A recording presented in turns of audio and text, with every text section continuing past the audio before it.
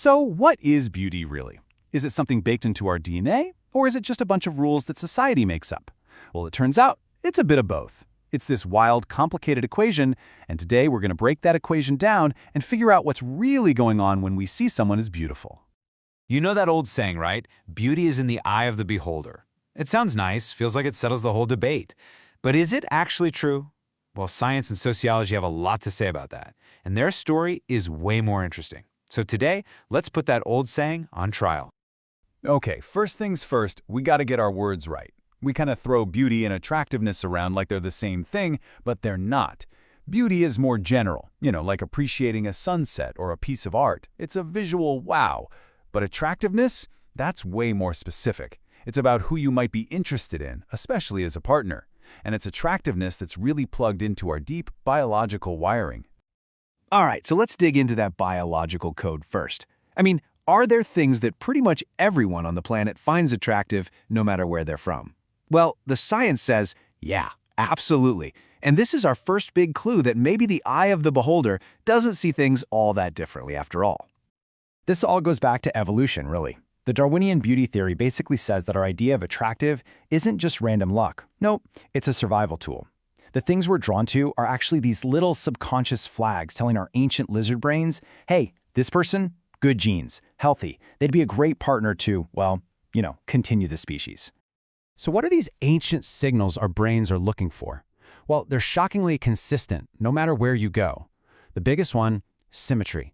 A face or body that's really symmetrical is basically a billboard that says, I grew up healthy, no major sicknesses or injuries here. Then you've got those classic hormonal signs, things that signal high estrogen in women or high testosterone in men, which are all about fertility and vitality. But get this, there's a really cool brain science reason for this too. Our love for symmetry isn't just about finding a healthy mate. Our brains are just kind of lazy in a good way.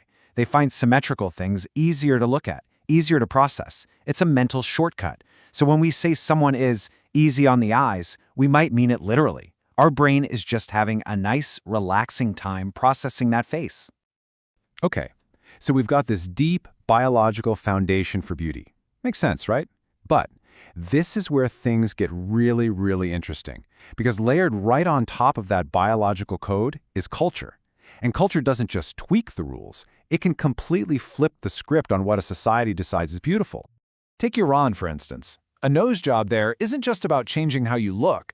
That bandage people wear after the surgery, it's sometimes worn like a status symbol, a total badge of honor.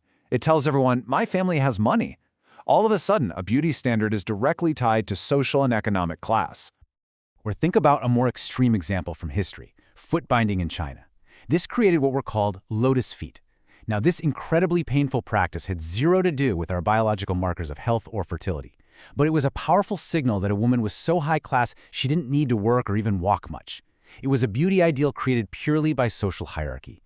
It's the same story with pale skin being a beauty standard in many parts of East Asia. Historically, it wasn't just a preference.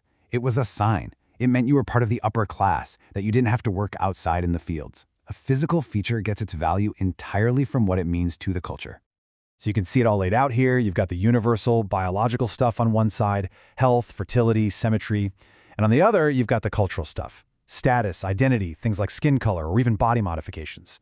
The way to think about it is this. Biology might draw the coloring book outline, but culture gets to pick all the crayons and decide how to fill it in. Okay, let's fast forward to today. Now we have things like mass media and the internet, and they act like a giant megaphone for beauty standards. They take all those biological instincts and cultural ideas, throw them in a blender, and serve up this one single globalized idea of beauty, an idea that for most people, it's pretty much impossible to achieve. So how does this machine work? It's basically a four-step loop that just keeps running. Step 1, the media shows us a perfect body. Step 2, the beauty industry swoops in with products promising to get you there. Step 3, ads convince you that buying this stuff will lead to happiness and success. And now, Step 4, social media algorithms just feed you more and more of the same, trapping you in this echo chamber of a single beauty standard. And this isn't just harmless stuff. The pressure is intense and the consequences are real. This kind of environment is linked to a rise in serious conditions like body dysmorphic disorder or BDD. That's a mental health condition where someone becomes obsessed with tiny flaws in their appearance that, honestly, nobody else can even see. It's a heartbreaking example of how these media standards can directly impact our mental health. But it's not just our mental health that's at stake. This stuff actually hits our wallets. Believe it or not, society puts a price tag on appearance. It's called the beauty premium, and it's all about how looks can translate into cold, hard cash. Okay, now this is where the research gets wildly unexpected. So studies show both attractive men and women tend to earn more. No big surprise there, right? But why they earn more is completely different. For men, it's mostly just bias. They get a big pay bump that has nothing to do with their skills. It's straight-up unearned privilege. But for women, it's the opposite. Their smaller pay bump is mostly because they've developed better skills. The theory is that for women, attractiveness opens doors, and that gives them the chance to gain the skills that then lead to better pay. It's fascinating. Let's look at the chart for men. You see that total premium? A nice chunk of change. But look at that huge bar for unexplained by skills. That's the smoking gun. That's the part of their extra income that can't be explained by experience or qualifications. It's basically a paycheck for their looks. That's the beauty premium in action. Okay, now let's flip to the chart for women. The difference is just, whoa. First, their total premium is smaller. But the biggest thing is that giant bar for explained by skills. Almost all of their advantage comes from being more qualified. That little sliver of unexplained bias is tiny in comparison.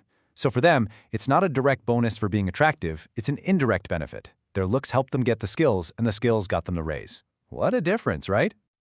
So, wow. We're dealing with biology, culture, media pressure, even economic bias. It's a lot. So what do we do about it? Where do we go from here?